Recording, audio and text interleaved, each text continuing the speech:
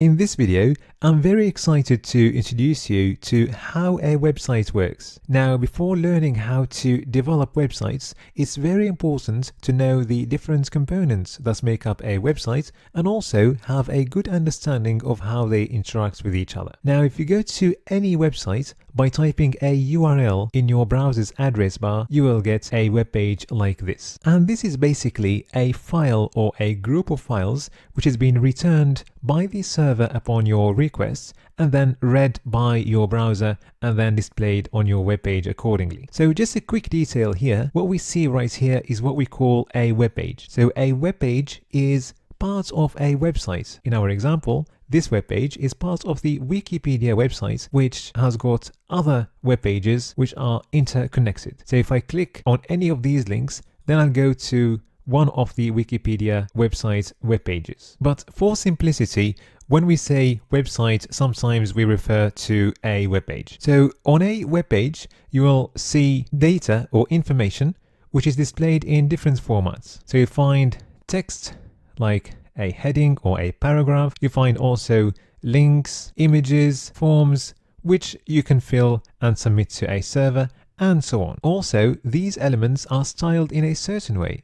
So for instance, these links are styled using a nice blue color, and this button has got a nice blue background. Also, each of these elements is positioned in a specific location on the web page to create an appealing design for our users. So for instance, this picture is placed in the center of the web page and surrounded by all these links and text. This form or search bar is placed in the middle of the web page, and you'll see that these elements are laid out inside columns, creating a beautiful design for website users. Now, there is another very important aspect, and that's the interactivity of the web page. And that means how the web page will react to certain events created by the user.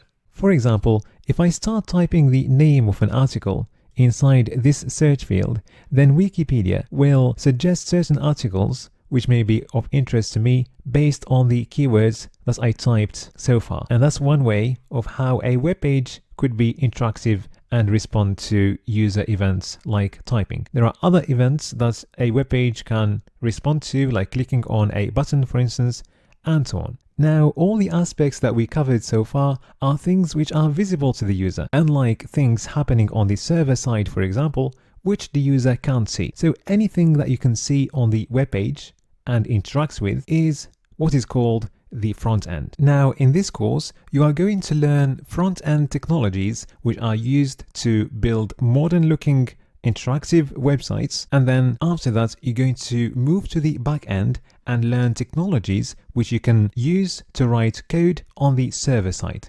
Now let's start with the front end and run a simple simulation where we're going to create a website and go through the different technologies used to create the different aspects of the website that we covered earlier. So first of all, I'm going to add some components to the website, starting with a title, for instance, a paragraph, then an image, then a table and a list. So all these elements, they make up the skeleton of the website. So the technology you use to create these is called HTML. Now, HTML stands for Hypertext Markup Language. So hypertext means that the different web pages are linked to each other using links. So if I click on this link, for example, it will take me to another web page. HTML is a markup language, and that's because the syntax that HTML uses is based on tags. So for example, to create a paragraph, you write some text and then you wrap it inside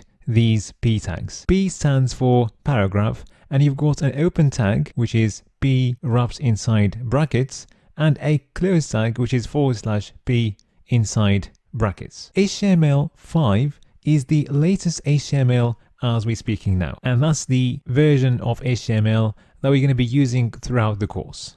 Now let's add some decoration to our website. So for instance, I'm going to add a nice color to the title and this paragraph, and a border to the image, and also style the table and list using some nice colors and borders. Now let's move the elements around and create a nice layout for our web page. So for instance, I can center the title, move this paragraph slightly down, then move this image to the side and increase its size, and also move the list up and resize the table. So these tasks can be performed using another technology which is called CSS. CSS stands for Cascading Style Sheets and is used to add styling and decoration to your websites. You can also use it to change the size of different elements on your website and position them in specific locations on your web page. Just like HTML, CSS comes with its own syntax, where you need to select an element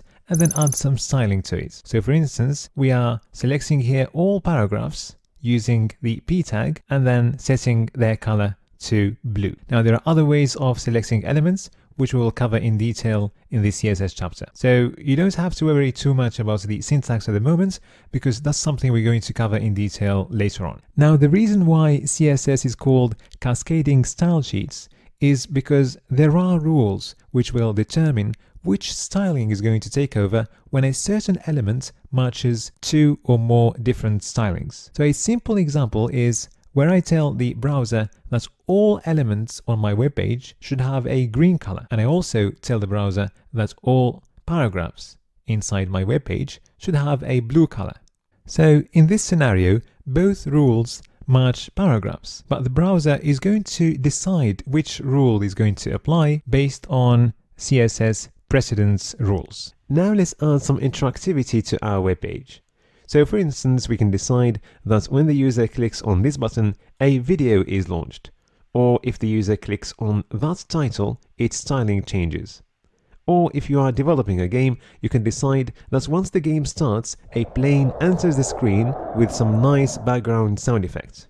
And also, if the user clicks on the top arrow, you move the plane upwards. Or if the plane gets hit by an enemy, you make the plane explode with some sound and animation.